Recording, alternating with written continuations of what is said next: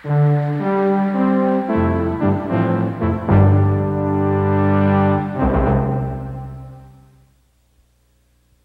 better understand our world, ourselves, and our future, this program is made possible by the people of Chevron. Chevron, giving thought to television. 2,900,000, 3,000,000, 3,100,000, 3,200,000. That's 3,200,000. The bidding is for 1/5 of an ounce of carbon under an inch square, the Agra Diamond. It will bring almost $7 million. At £3,700,000. For the last time, at $3,700,000. Whether rich men's gaudy trifles or rare and noble productions of nature, the aura and mystique of precious gems have captivated mankind since the beginning of recorded time.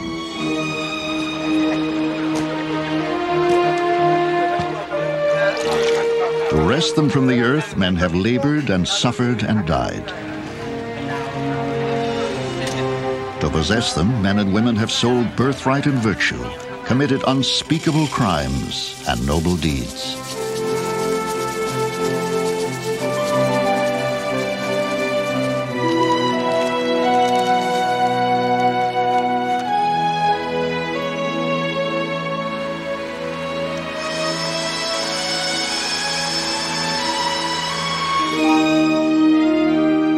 By definition, beautiful, durable, and rare, their fascination with the human psyche seems fixed for eternity. Let us now journey around the world to unlock a treasure chest of splendid stones.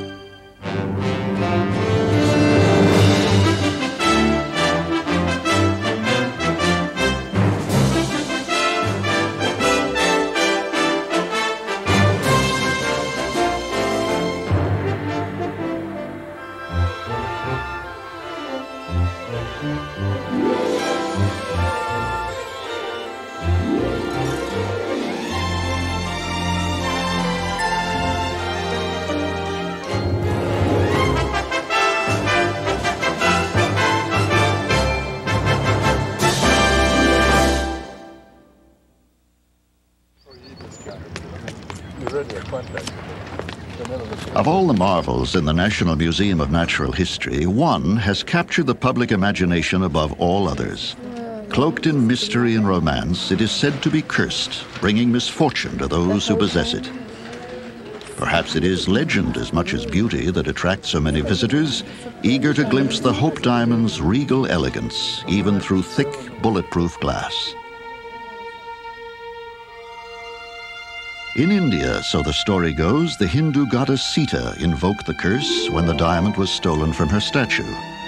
After a century in the crown jewels of France, it disappeared and later surfaced in the collection of London banker Henry Philip Hope, hence the name. Several owners later, jeweler Pierre Cartier embellished the legend of the curse to titillate a customer, eccentric American heiress Evelyn Walsh McLean. She treated the world's biggest dark blue diamond casually, wore it to the movies and while shopping, and even let her dog romp outdoors with it fastened around his neck. Jeweler Harry Winston bought it from her estate in 1949 and later donated it to the Smithsonian Institution. The Hope Diamond and most other minerals classified as gemstones, about 90 in all, were created in the fiery cauldron of the Earth's interior millions of years ago, at temperatures so high that rock boils.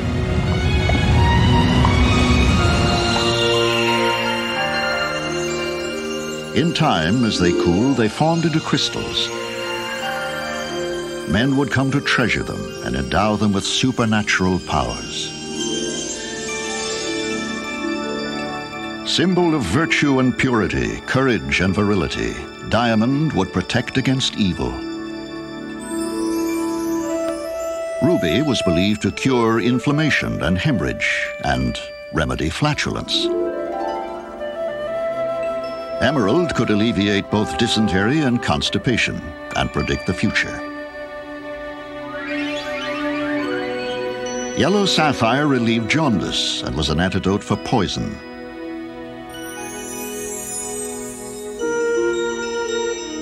For most of history, gems belonged exclusively to royalty and nobles. The Agra Diamond was given in tribute over 400 years ago to the first Mughal emperor of India for sparing the lives of an enemy's family.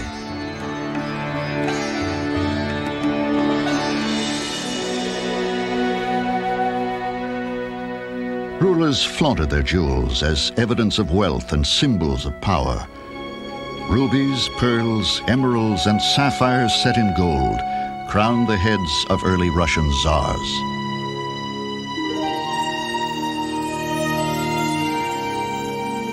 More than 3,000 diamonds sparkle in the crown of state of Iran.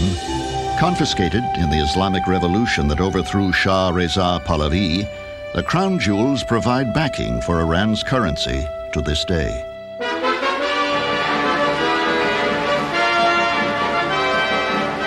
In 1946, Ismaili Muslims staged a colorful spectacle in East Africa to honor their leader, the Aga Khan. 10 years earlier, the tribute had been his weight in gold. Today, the gift will be diamonds.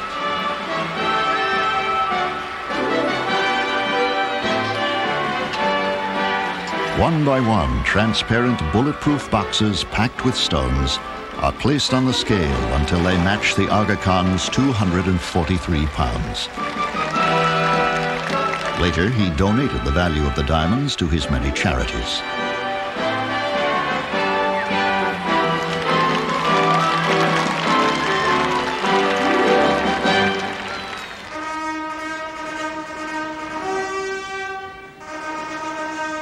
Ancient traditions surround the jewels of Britain's imperial state crown, worn by the monarch on special occasions such as the opening of Parliament.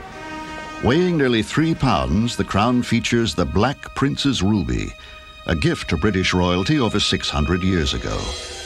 Not until the end of the 19th century was it discovered to be not a ruby at all, but a poor relation, spinel.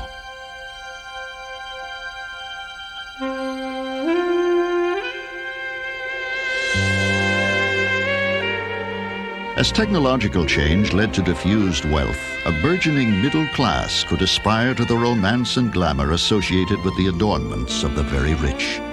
No longer were precious jewels exclusive to the high and mighty.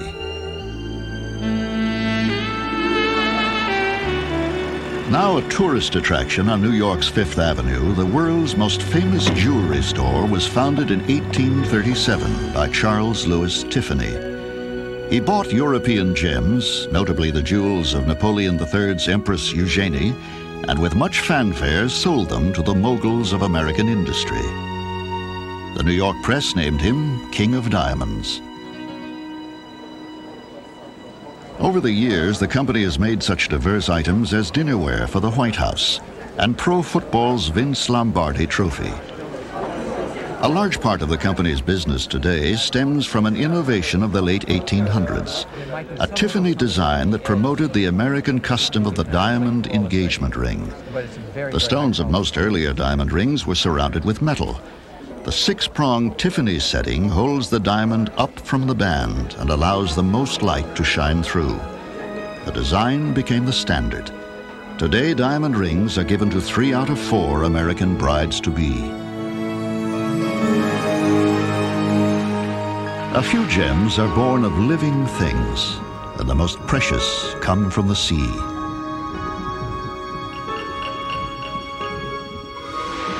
Although pearls may be found in temperate waters around the world, they are most closely associated with Japan. Generations hailed the fabled ama, diving girls who could hold their breath for up to 3 minutes. Oysters were harvested in hopes of finding natural pearls. After Kokichi Mikimoto received a patent on a method for culturing pearls, oyster hunting would give way to oyster farming. Mikimoto's process implants a bead of mussel shell and a tiny strip of tissue into the body of a living oyster. When properly placed, the tissue forms a sac around the bead and covers it with layers of nacre, mother of pearl, to form a cultured gem. Once back in the water, it takes about 18 months, if conditions are good, for the implanted nucleus to become coated to an acceptable thickness of 0.5 millimeter.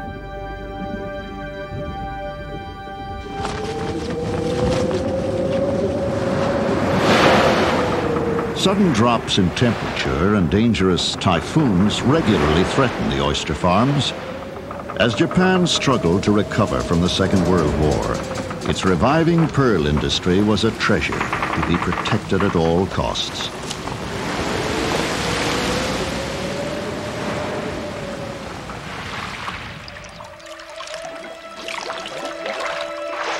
The effort paid off. Cultured pearls now dominate the world market, and natural pearls have virtually disappeared. Japan sells $500 million worth of cultured pearls a year. Its biggest customer, the United States. Surprisingly, it is the U.S. that supplies the raw material to fertilize Japan's cultured pearl industry. In rivers and lakes of the Mississippi watershed grow large mussels that supply the bits of shell used to nucleate the Japanese oysters. Thousands of freelance divers work the area. They crawl along the bottom, often in pitch dark. Many are untrained, and some dives end in death. By far the largest customer for the mussels is the Tennessee Shell Company, run by its feisty president, John Latondras. You're going to have to check with Peggy about that mark, because I believe we changed that to AW1.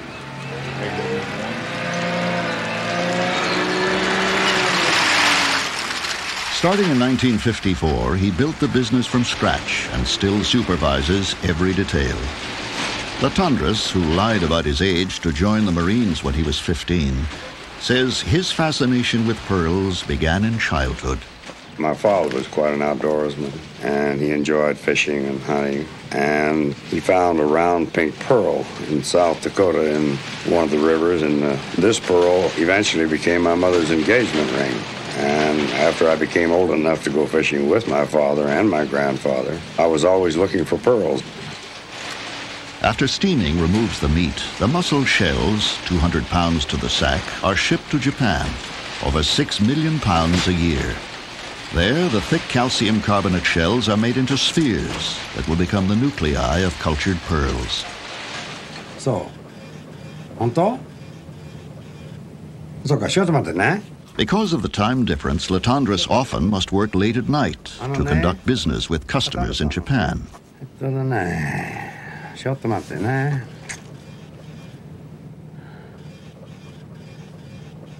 はい、大丈夫。大丈夫。大丈夫。磯野さんね。ああ。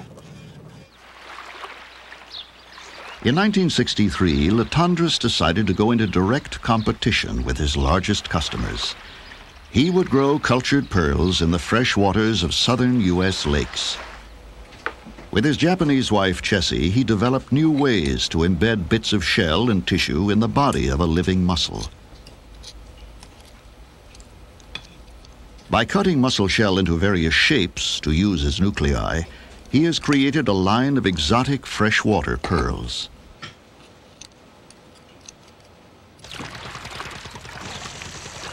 The implanted mollusks are returned to the water, and for 3 years they will cover the implants with secretions of nacre.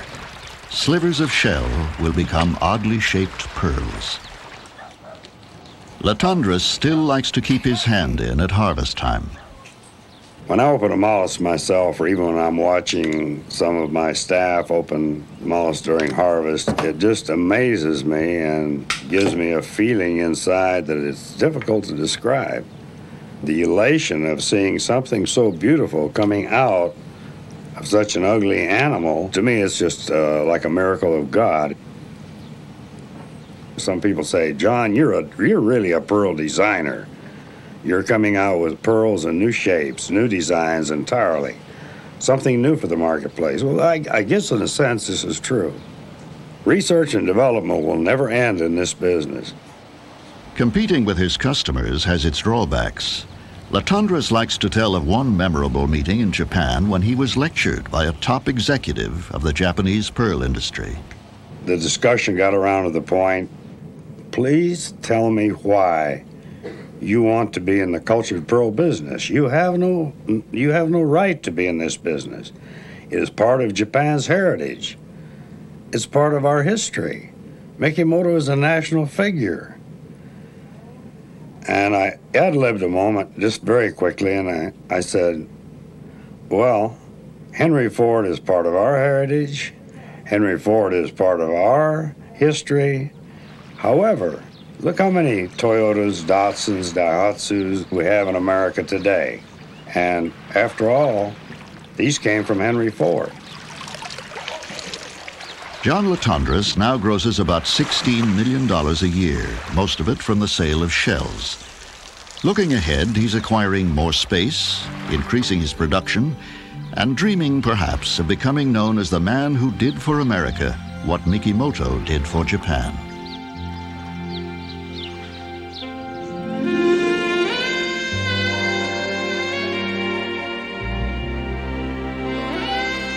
What legends cloak these splendid stones? Emerald, cherished by Cleopatra and ancient Hebrew priests of the Old Testament, the stone from which the Holy Grail was carved. Today, the second most valuable of all the precious gems.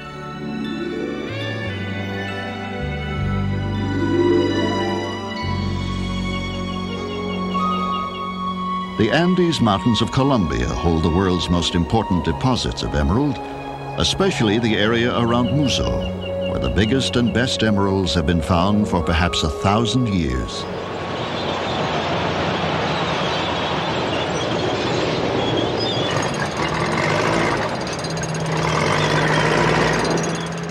Toward the end of the 20th century, violation of the earth accompanies traditional violence of man against man.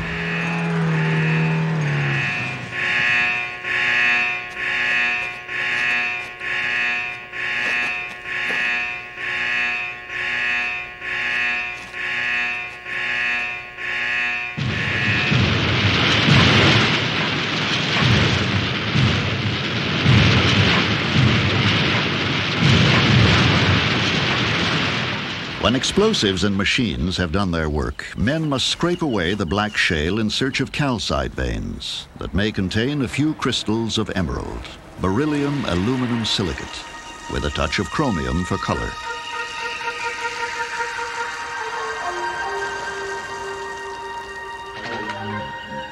Colombia mines about $500 million worth each year. About 60% leaves the country illegally.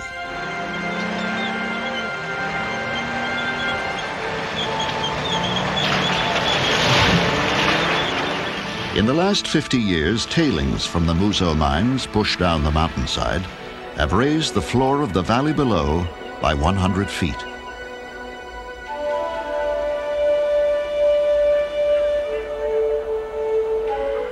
At river's edge, a peasant economy has taken root. Huaqueros, treasure hunters, perhaps as many as 15,000 entire families dig in the mud day after day, always in hope of finding the one big emerald that could make them financially secure for the rest of their lives.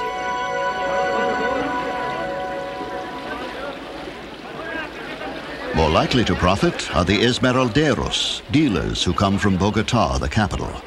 The towels they wear to clean the stones are a badge of their position. They drive hard bargains, but pay cash on the spot. Before reaching the ultimate consumer, a stone will change hands many times, and at each step the price goes up. The goal of every trader, a markup of 100%. Descuido 40? No.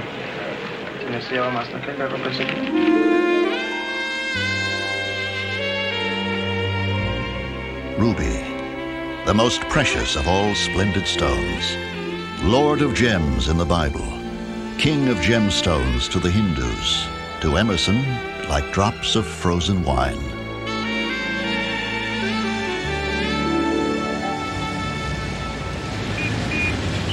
Thailand supplies most of the world's rubies and is a thriving center of trade for sapphires and other colored stones as well.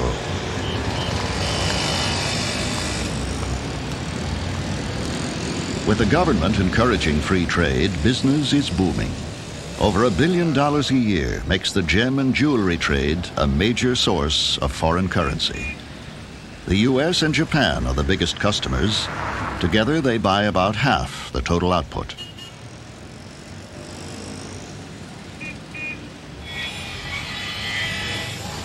A vibrant entrepreneurial spirit and an abundance of skilled low-cost labor power Thailand's gem industry. The majority of cutters handling run-of-the-mill smaller stones are paid by the piece, on average about $4 a day for 20 stones. More experienced craftsmen who work on larger gemstones receive more.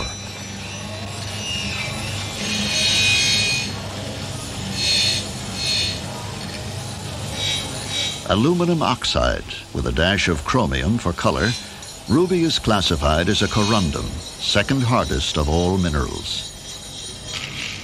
Sapphire is also a corundum. Its color comes from iron and titanium. Thailand cuts and polishes nearly 15 million carats of sapphire a year, about $200 million worth.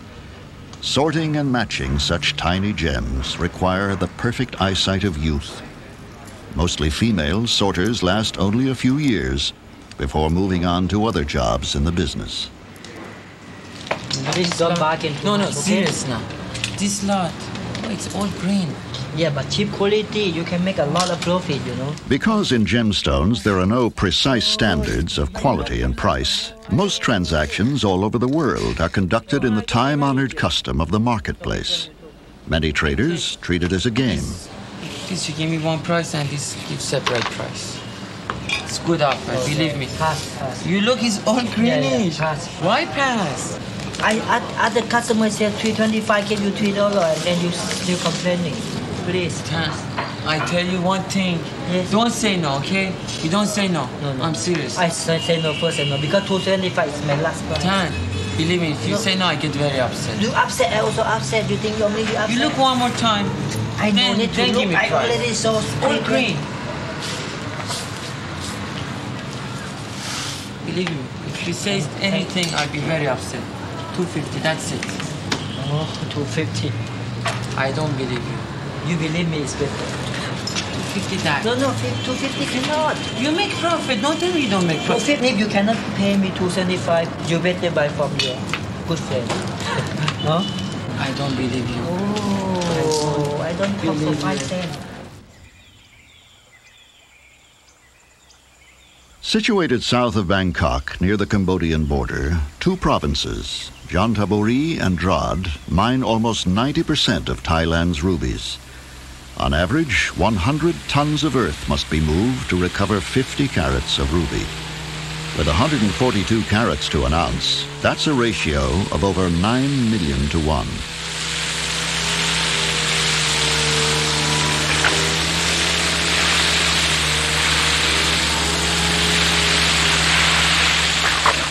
Rubies from Burma are generally acknowledged to be the world's finest, but since the 1960s, when Burmese politics virtually decimated the country's gem business, demand for Thai rubies has increased.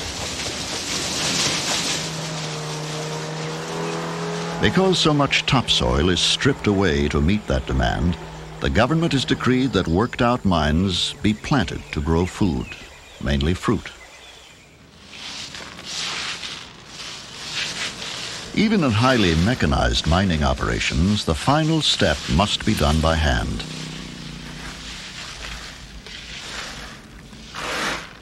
After sharp-eyed women have culled the gravel from the mine, the tailings will be sold for $2.50 a bag to be winnowed once again for garnet and smaller rubies overlooked in the first culling.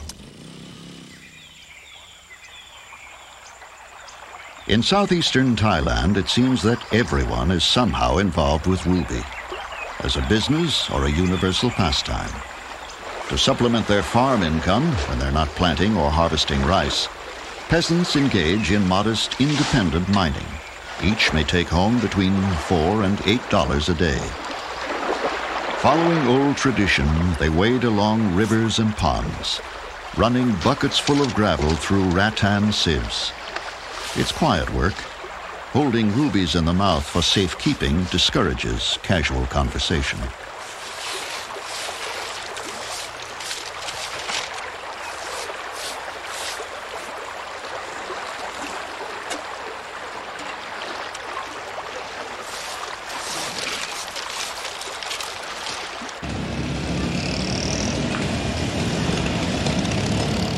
Every day, between 2,000 and 3,000 traders gather in open market at the town of Borai. In just a few hours, some $400,000 will change hands. Most of the rough ruby and sapphire traded here was mined locally, but some has been smuggled into the country from Cambodia, its border just 6 miles away.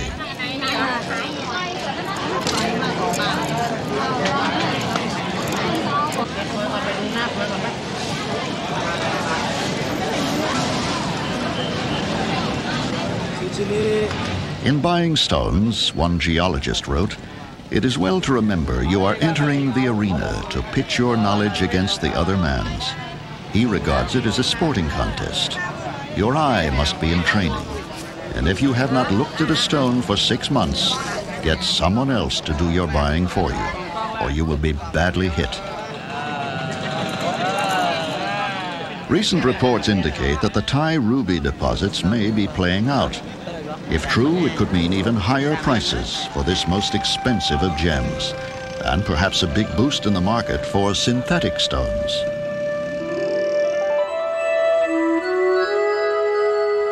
Unlike natural stones formed in the earth perhaps 1 million years ago, this ruby, chemically, physically, structurally identical, was created in a laboratory in Southern California.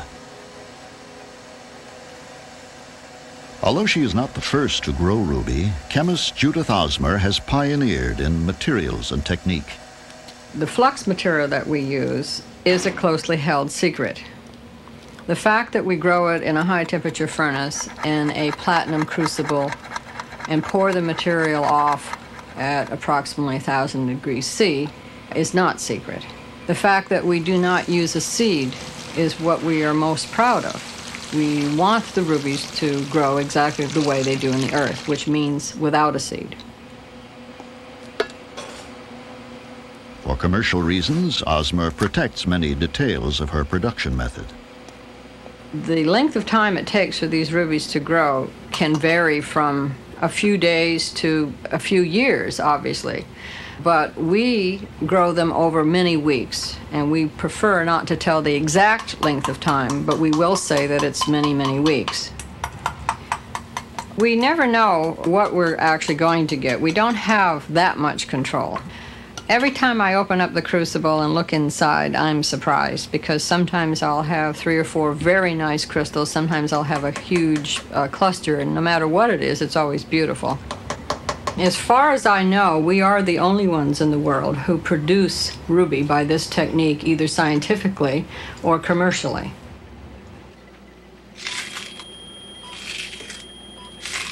Osmer's company, J.O. Crystal, sends its rough rubies to Thailand to be cut and polished. Osmer handles production. Her partner, Virginia Carter, does the marketing.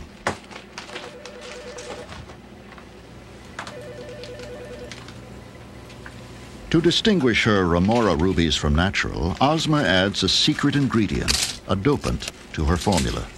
Under ultraviolet light, the dopant gives the cultured ruby a yellow-orange glow. About twice a year, ever since Judith and I started this company, we've had a call from someone somewhere in the world asking Judith to leave that dopant out. And if she will just do that, whoever it is that's calling will buy our entire production sight unseen with one grand, large check. We've never taken them up on that because we sell our entire production every year anyway, so it hasn't been a great temptation. Generally, cultured gems like this 16-carat Remora sell for about 1/20th the price of natural stones. Similar price structures apply to emeralds, first synthesized in 1935 by Carroll Chatham. Today, his company is the world's largest manufacturer of laboratory-grown gemstones. Diamonds were first synthesized in 1955 by General Electric. Today, they're produced by the millions, all for industrial use. GE and others have synthesized gem-quality stones, but at higher cost than natural.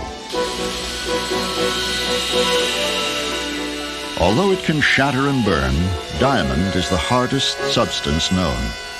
Able to withstand enormous heat and pressure, it is widely used in cutting and grinding tools. Whether the job calls for brute force or microscopic precision, diamond cuts everything. And only a diamond can cut diamond.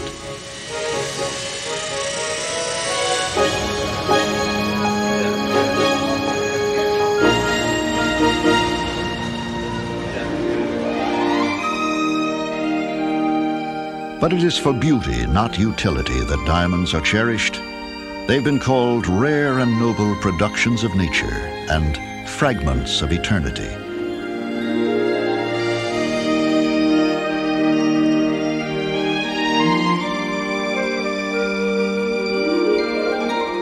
Although generally thought of as colorless, diamond, pure carbon, is found naturally in many colors. Less than 1 part per million of boron makes it blue. Nitrogen imparts various shades of yellow.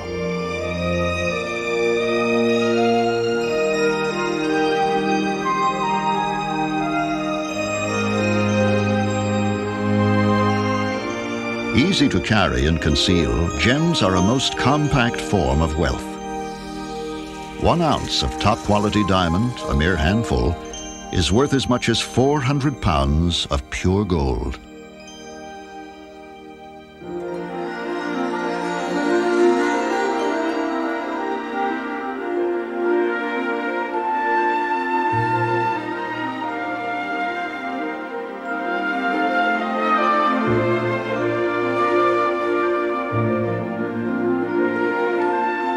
Around the world, the word diamond is almost synonymous with the name De Beers, the international cartel that controls the lion's share of the diamond market.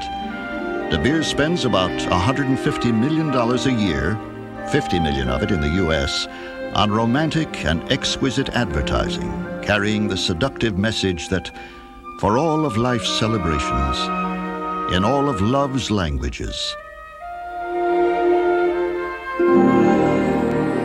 only a diamond says forever.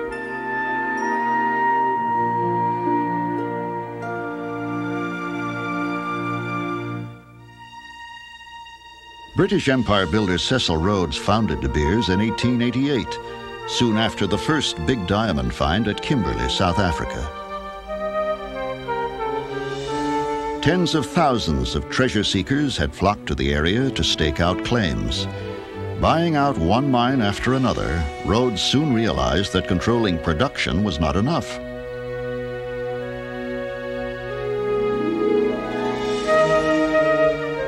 He also had to take command of distribution to bring supply and demand into balance under his company's control.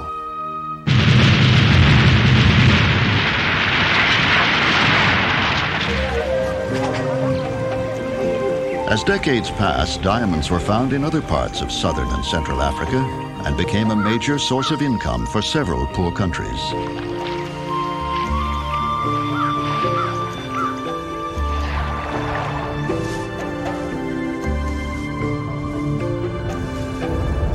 In time, manual labor would give way to heavy machinery that could move vast amounts of earth. Conditions vary from country to country, from mine to mine, but on average about 250 tons of ore are mined and processed to yield a 1-carat polished stone, a ratio of 1 billion to 1. The diamond-bearing rock, named kimberlite, or the South African town where it was first found, is crushed and washed. New technology allows separation of diamonds by X-ray, but some plants still use the time-honored grease belt, washing gravel down a belt coated with animal fat. Diamonds, surprisingly, stick to the grease. Cecil Rhodes' dream of diamond dominance was fulfilled 40 years later by another British subject. Ernest Oppenheimer, whose company was financed partly by the American banking house of J.P. Morgan, managed to gain control of De Beers and made it grow. A generation later, control passed to Oppenheimer's son, Harry, who expanded De Beers and its associated Anglo-American corporation into an empire of worldwide power. Harry's son, Nicholas, is deputy chairman of De Beers and head of its marketing arm, the Central Selling Organization, CSO. He explains the company's role in benign terms. I think the key difference to anything else, any other commodity that I know about, is that we deal in something that is a complete luxury. It's not a necessity. And if people stopped buying diamonds tomorrow, their lifestyle really wouldn't be changed in any way. And this constrains us against either trying to charge too high a price for the goods or trying in any way to behave in an underhand manner. And so we're a monopoly, but we like to think ourselves more as a sort of cooperative, and I think that's the word that I think most probably best describes what we do, a cooperative, keeping the balance in place between the number of diamonds produced and the people who wish to and desire to consume, to buy them.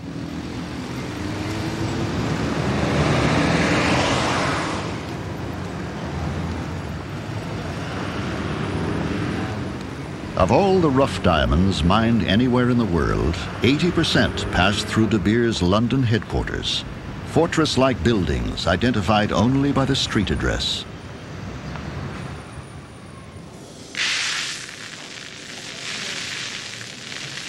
Our cameras were allowed inside on condition that we not film any of the security procedures and equipment.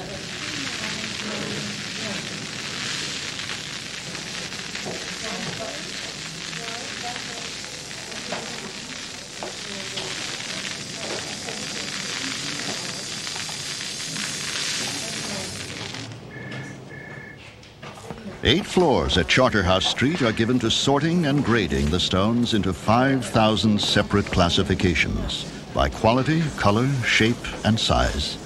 About 80 million carats are processed each year.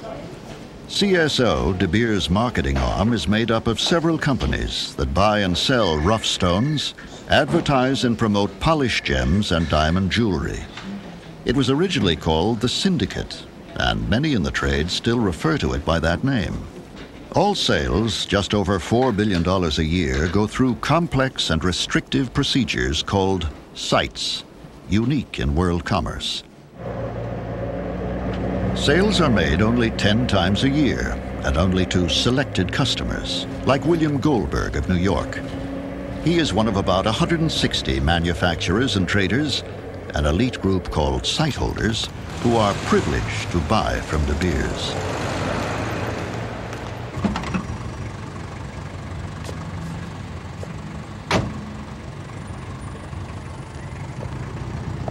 Every 5 weeks, the sightholders inform CSO of their needs, but can never be certain they will be fulfilled. Usually, buyers get a bit less than they ask for.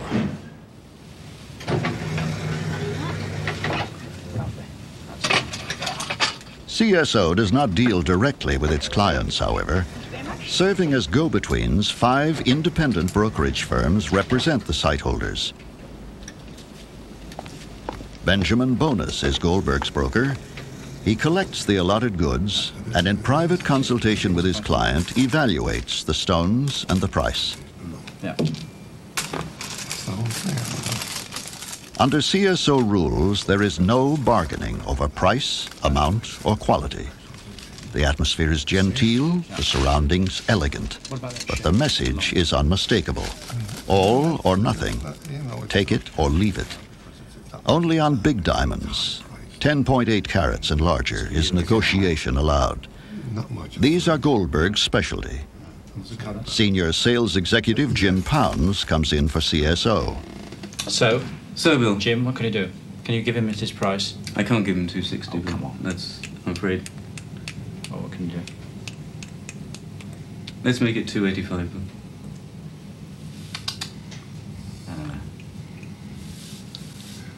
I really didn't want to.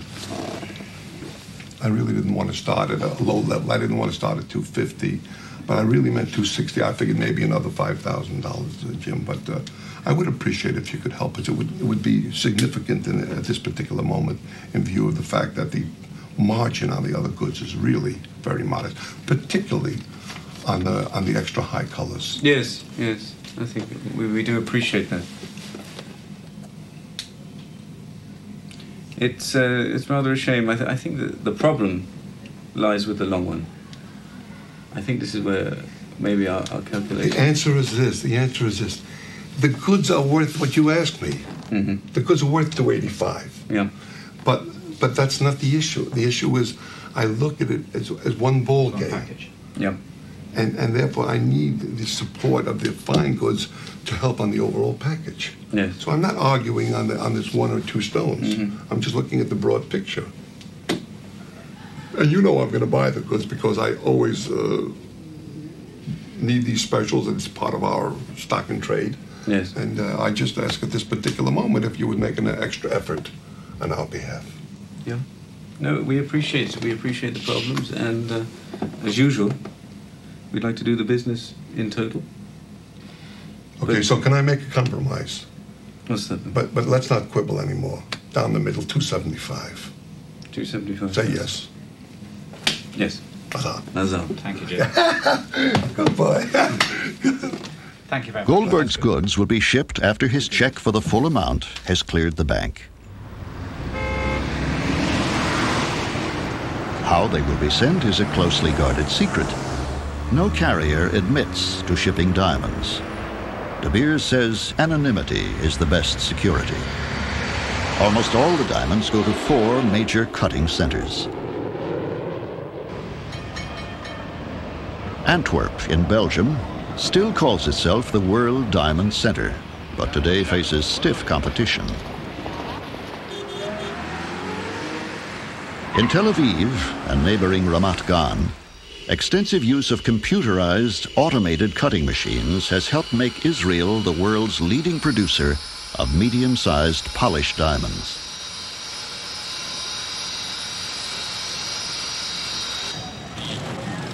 India, with the lowest labor cost, has the most workers, nearly 1 million, mainly in Bombay and Surat.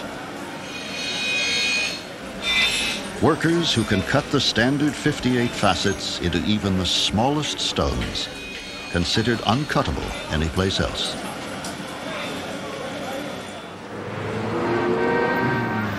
The United States is the biggest market for diamonds, as well as a major manufacturing and trading center. Much of the business is crammed into one block in Manhattan, 47th Street between 5th and 6th Avenues. With retailers at street level, cutting factories, brokers, and traders above, the street pulses with activity. Deals are made everywhere.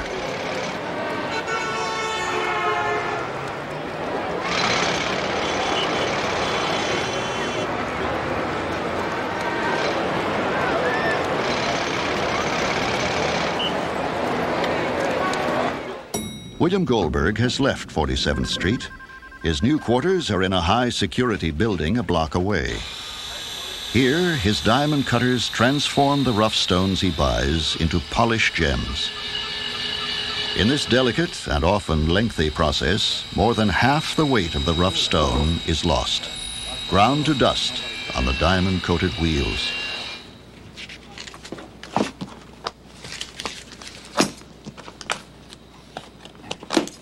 One week after the sight in London, Goldberg's package arrives. In his closely knit family business, he gives the honor of opening the box to his son, Saul. Although it happens 10 times a year, these are always tense moments for father and son. And chief cutter, Herbert Lieberman. One bag. Oh, it's not in a bag now. It's in a parcel. You see, we saw them in London, individual papers, but now they're all thrown together. Isn't that interesting, isn't it? They threw it all, they mixed it all. Remember, we saw it in different groupings. They rolled it all. They're all together now. Yeah, this is the color.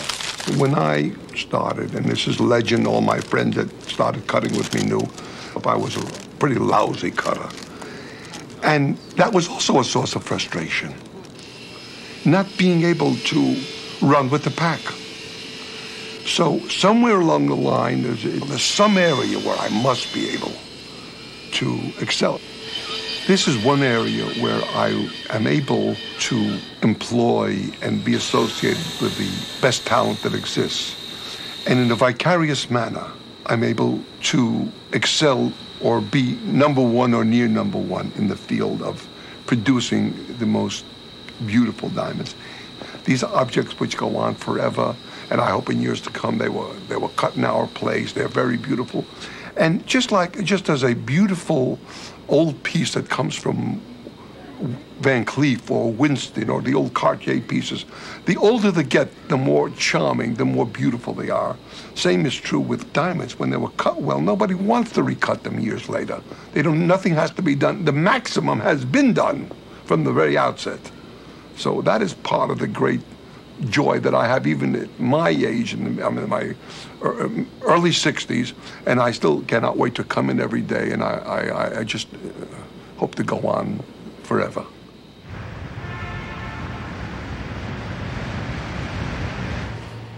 New York's Diamond Dealers Club, with almost 2,000 members, is associated with similar clubs in the other major diamond centers.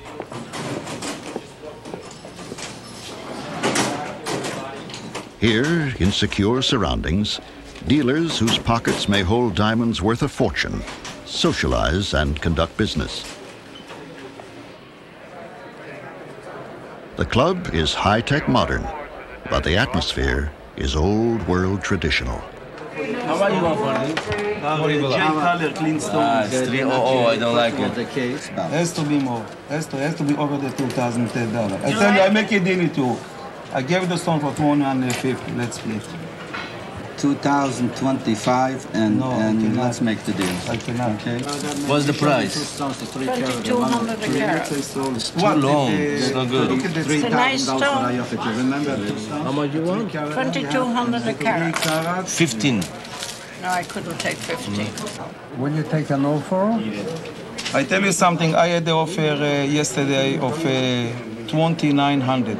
You have an A-side quality, 2 carat around the 2,500. Has to cost $2,100 per carat. Give you 1,500. It's not bad. Therefore, the price is. How about 27? Not able to make more. I take a cachette. How much you want? 12.5. 12.5. All right. Look the stone. It's beautiful. FSI. Certificate stone. Okay, Mazal. Mazel und Brocha, Hebrew for luck and blessing. The words in the handshake are the deal. There are no written contracts, no lawyers, accountants, or consultants to complicate things. After the club has certified the weight of the stone, the buyer will walk away with it. The seller knows he will be paid at the specified time.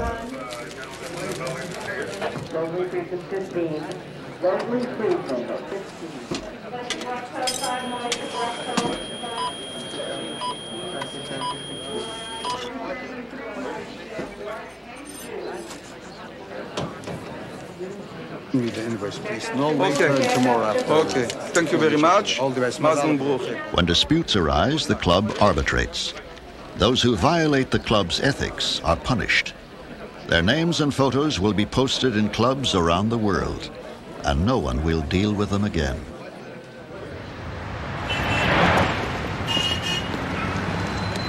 Closing in on the U.S. as a major consumer of diamond jewelry, Japan has been the target of some of De Beers' most imaginative and effective advertising.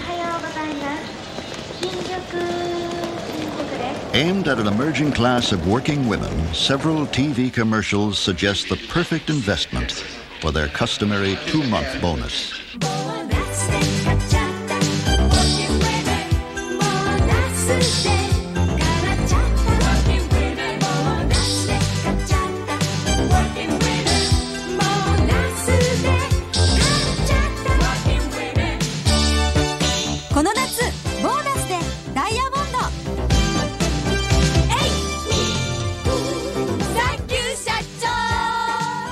De Beers ads have already changed Japanese custom. Diamond engagement rings were all but unknown until the 1960s. Now they grace the fingers of 75% of all women about to wed.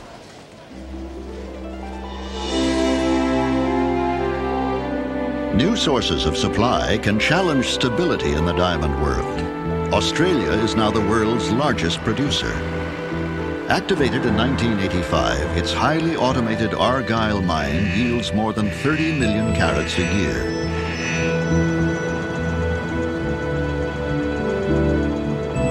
Most of Argyle's output is sold to the CSO, but a quarter goes to Antwerp for sale on the open market. Although it is not officially stated, it's clear that Argyle would like to reduce or even eliminate its dependence on De Beers. It's possible that the United States may also be a major source of diamond. In Murfreesboro, Arkansas, a diamond was found in 1906, but deposits have never been mined successfully.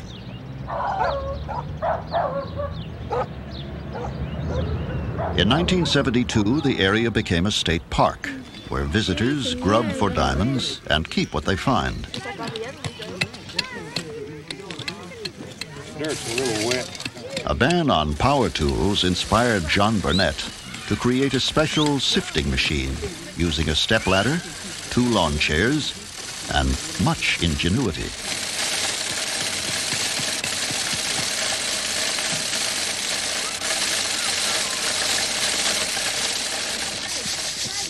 But you know, even if you don't find anything, you know, at least we found one, and we know they're here. You find one, you don't want to drop it, because if you do, you'll never find it again. It's easy to get diamond fever at the park. No one is immune, although it strikes in varying intensity.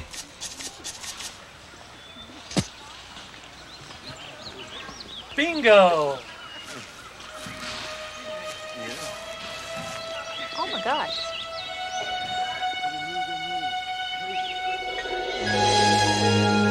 On average, 3 diamonds are found each day. Most are small, under half a carat.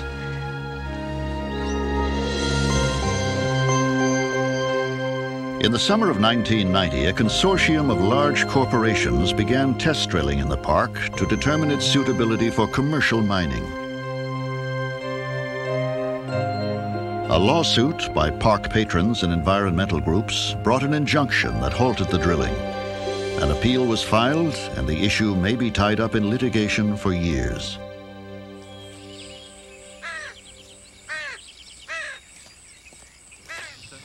Diamond prospector Jean Boulle, director of one of the companies, is convinced that untold riches lie beneath the surface of Crater of Diamonds State Park and miles of nearby countryside. And over here you have Black Lake, and then Lucky Bull, and over here you have Timberland, which Robert Allen discovered.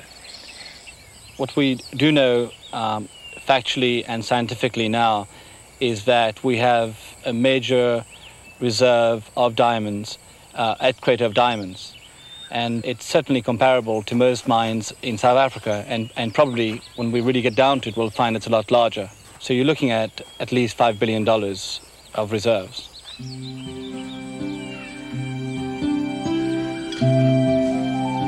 The fight is classic.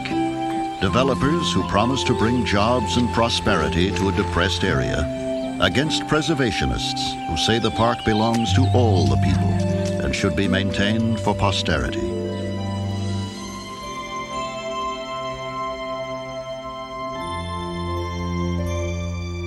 Behold a precious stone. Here, said a Roman philosopher, the whole majesty of nature is encompassed in minute space to demonstrate the excellence of creation. Based in vanity, fed by greed, cherished for beauty, the appeal of gemstones goes on as it has for 20,000 years. An eternity in human terms, the briefest twinkle in terms of the forces that created the splendid stones.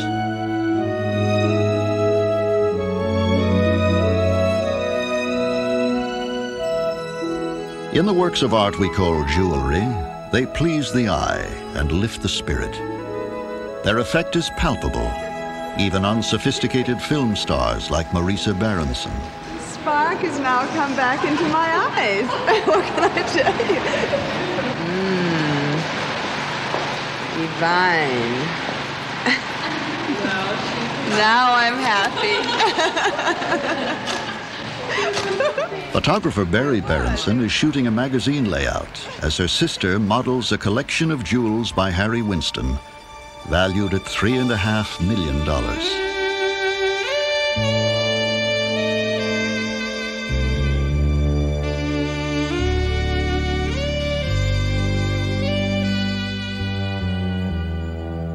It's always a wonderful feeling to have beautiful jewelry on.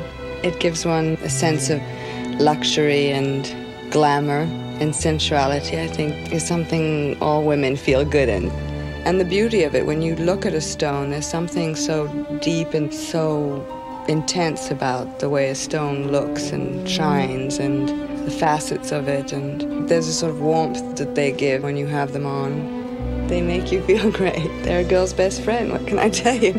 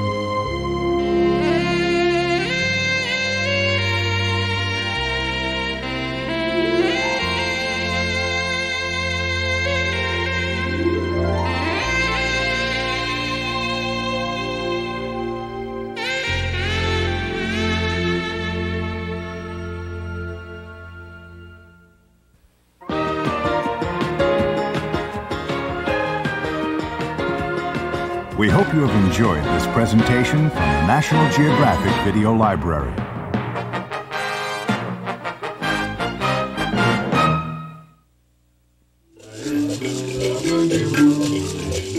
Out of the jungles, they carved a civilization, a world of artists and astrologers. Ruled by divine kings who sustained the gods with blood, they turned to war and conquest. The Maya, why did they abandon their cities? Now we are finding new answers in the clues they left behind. Lost Kingdoms of the Maya.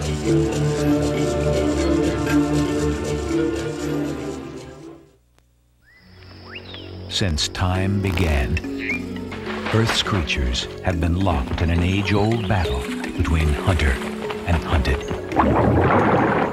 Nature can be cruel and unrelenting.